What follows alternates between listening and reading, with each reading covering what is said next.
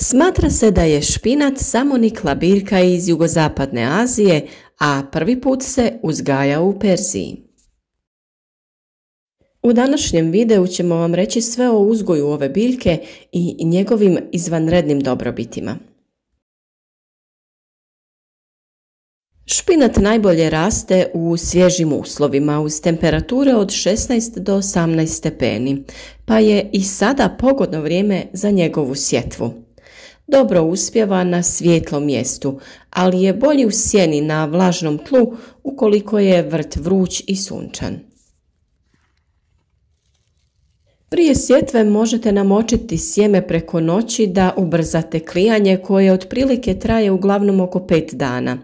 Kao biljka hladne sezone neće klijati kada je temperatura viša od 30 stepeni. Sijte ga u kasno ljeto i ranu jesen, za berbu od rane zime pa do ranog ljeta.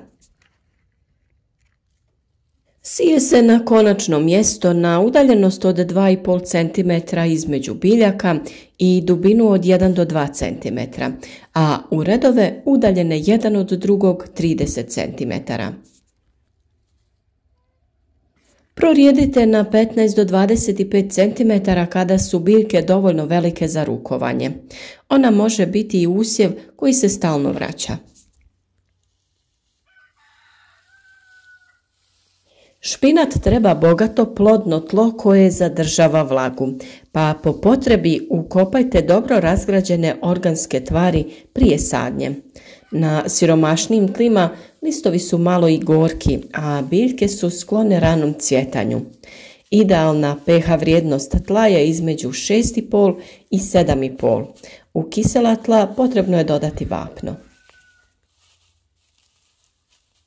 U jesenjem i zimskom uzgoju oko niklih biljaka dodajte sloj humusa, te biljke zaštitite malčem od prirodnih materijala, poput slame. Na ovaj način će biljka biti zaštićena od hladnoće te imati dovoljno neophodne vlage. Nikada ne dopustite da se tlo isuši, zalijevajte redovito i prije nego nastupi suho vrijeme, a probajte uzgajati sorte koje su otporne na rano cvjetanje. Svako 14 dana zalijte biljke tekućim gnojivom bogatim dušikom. Otporne sorte za zimske i rane proljetne usjeve dobro je zaštititi u hladnim klijalištima ili staklenim zvonima. A špinat je idealan za uzgoj u loncima širine otprilike od 20 do 45 cm te dubine oko 30 cm. Tokom suhog vremena potrebno je redovno zalijevati i izbjegavati držanje tih posuda na izravnom suncu. Berba na red dolazi oko 5 sedmica nakon sjetve. Režu se najprije vanjski listovi. Pažljivo ih berite jer lako se ošteti stabljika i korijen.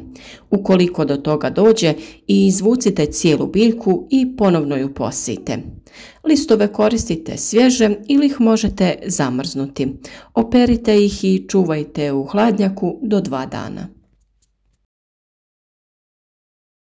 Špinat koji mi trenutno beremo sijan je u augustu, te je sada pravo vrijeme za uzimanje većih listova kako bi se biljka mogla iz sredine dalje razvijati. Nakon prve berbe, a prije nego nastupe prvi mrazevi, kredicu špinata možemo prekriti najlonom, to jest napraviti neki improvizirani plastenik. Na ovaj način, kroz cijelu zimu imati ćete dostupno svježe i zdravo povrće.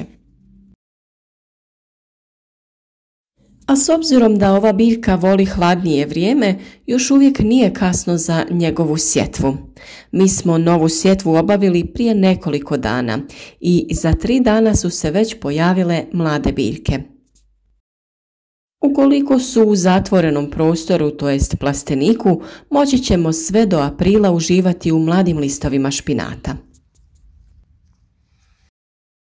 Sijanje špinata nije neki poseban proces kao što vidite.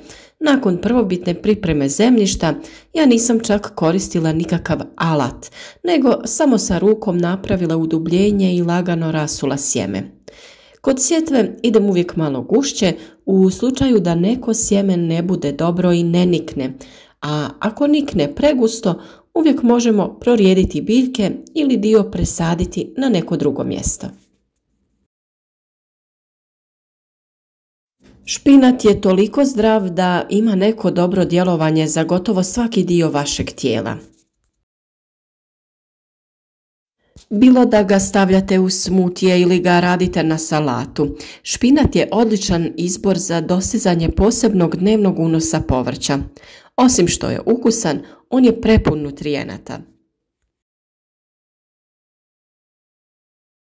Špinat je dobar za zdravlje jer je odličan izvor vitamina K, vitamina A, mangana, folata, bakra, vitamina B2, B6, vitamina E, kalcija i vitamina C. Špinat je također vrlo dobar izvor cinka, dijetalnih vlakana, fosfora, vitamina B1 i holina. Sadrži jedinstvenu i korisnu mješavinu fitonutrijenata kao i antioksidanse, flavonoide i karotenoide. Istraživanja su pokazala da ovo lisnato povrće smanjuje rizik od raka za čak 34%. Možemo samo zaključiti da je špinat doslovno super hrana.